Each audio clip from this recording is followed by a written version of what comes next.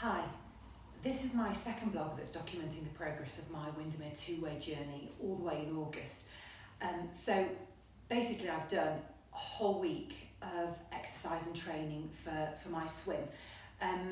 When I did my first vlog last week, I made a confession to my coach that I hadn't done the first day of training properly on the back of the fact that I hadn't laminated any of the training plan that he'd lovingly given me and written up and spent time doing.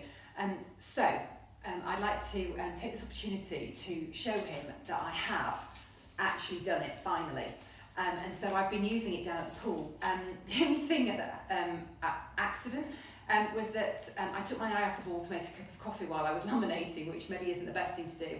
And I seem to have one that went a bit corrugated, which isn't necessarily a bad thing, because when I'm actually poolside, that one is the only one that actually stays upright on its own without the need for help from a buoy or any other kind of device to hold it up. So I'm wishing actually they were all a bit like that one, but they're not, and I'm definitely not doing them again. It's a pain in the neck actually laminating.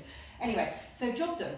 So I've followed the training plan diligently this week, because I should, and a little bit out of guilt, because I didn't do it last week properly. So all's been going really well. He's been working me really hard. My body hates me at the moment. I'm tired, but it's great. I really enjoyed it, and I've loved doing all the extra stuff that he's had me doing. There was one exception to the rule, and it was a really tough set that he'd set me to do. And it felt like it was like 1,000,000 sets of 100 meters off a set time. And I got to about 20 and I realised that I was just so tired, and that my times were just reducing in the wrong way. And I was just thinking, I haven't got enough recovery time left, literally stopping and then going again. So I thought, I'm going to have to stop. I just can't complete this set. I was gutted. Swim buddy, Shark, came down at that point and basically got me through a few more. But I realised at that point, because my form was going to go, and I just thought if I carry on, there's a possibility of injuring myself, and I just thought I'm going to hate doing it because I'm not enjoying it. So stopped early. So we got out of the pool and we went to the cafe, and I messaged coach and just said, look, I'm really sorry, but I just couldn't do it. And I expected him to come back and say, listen, don't worry, it's your first week, it's going to be tough, your body's adjusting, and all this and that. And he didn't. He just said to me, what did you eat before you trained? And I was like, well, actually I'd had a piece of granola. I say a piece, it was big, and a cup of coffee. I've got into the habit of going for a swim first thing in the morning, and literally it's not getting it over and done with, because that sounds a bit like I want it over and done with. It's just a case of, if I get it done in the morning, I've got the rest of the day just to kind of do what I want to do. So I've been doing that. So I've kind of been eating on the hoof really, which hasn't, so basically I didn't eat properly before I went. So I had a polite bollocking from him, and then I'd relayed to Shark what I'd done or not done, and she then promptly fed me after in the cafe, which was quite funny really, making me eat all this stuff that I was meant to eat. I think the thing about it is that I actually know what to eat and what not to eat nutritionally. I've read lots on it, I know, and I don't know why I didn't do it. I think I've just got into the habit of just getting up and running and going and thinking it'll be okay, and it's actually, long term it's not okay. So I need to kind of revisit those things that I've read to remind myself of what I do and don't need to do. In the meantime though, I decided that a really good thing to do would be to if I was going to be in a rush, was to actually make some protein balls. So I knew what was in them. Everything in them was going to be the right thing for a pre-swim, something to eat. I don't want to use the word snack, because actually they're quite calorie rich.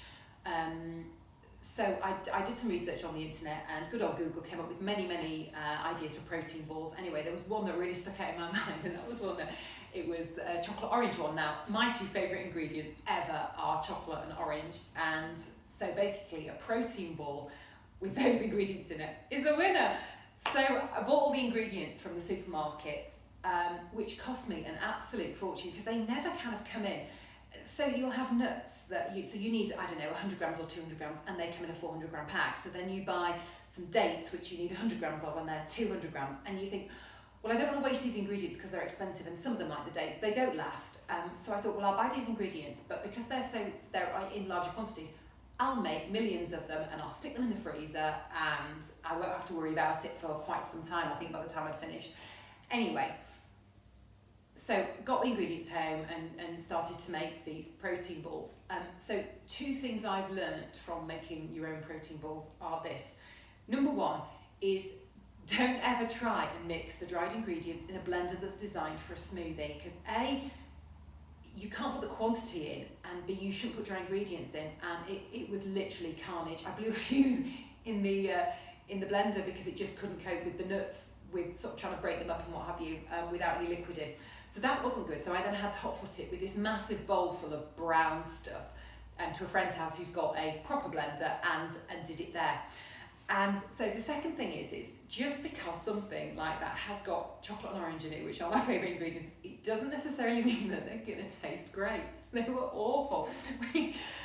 So I just tried them, and you know, you think, if I missed something out, and I checked the ingredients again, and I hadn't, they are genuinely just awful. And the problem is, I have loads of them because I didn't want to waste the ingredients. I spent all that money on them.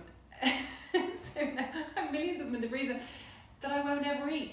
I wouldn't even give them to the dog, who will eat anything. She took a bit of a sniff of one and decided that they weren't for her either. So I'm literally, I've got all these things in my freezer that are taking up valuable room, and they're never going to be eaten. I may as well just chuck them out, but I'm really reluctant because it just feels so wasteful. I might donate them somewhere. Anyway, so there was that. So I'm going to spend this week as well looking at a couple more recipes, and just seeing if I can find a protein ball that actually tastes all right, that I like. I suppose the other thing is actually making sure that when I do get them, that I can tolerate them when I'm swimming, because sometimes we all know, don't we, that some things that we take don't agree with us when we're swimming or doing any exercise. You've got to make sure that they're all right. So I will do some more, but I won't buy them en masse. I will literally buy the smallest packet of everything I can as a bit of a trial. So training's gone really, really well this week. As I said, apart from that one blip, which actually I suppose lesson learned after a week and a half of doing these exercises. So actually I'm okay with that. I'm gonna be better this week. But I've really, really enjoyed it. Like I said, my body hasn't enjoyed it particularly at this stage. But today I'm having a rest day. It was a bit unplanned, but I feel I need one. And finally, with the swim day already in the diary, I was a bit panicking about Windermere and staying, because there's no way I'm going to be able to swim and drive. It's about 2.5 hours from my house over to Windermere, about driving and getting there and back, and also I'll be tired, very tired. And so I decided I'd go and have a look and see if I could find somewhere to stay. So I can't believe I've done it, but I've managed to find an apartment in Windermere in August, so like the busiest holiday season, when all the schools are off and everything, for less than £1 million just for that week. So I'm really, really chuffed that I've managed to find somewhere. Having said that, it is November, so actually the fact that I have found it and it's all the way in advance maybe shouldn't be a surprise, but I'm delighted. So now I've got my accommodation sorted for Windermere, so it's great. Anyway, that's the end of this week's blog, and I'll be back next week. Bye.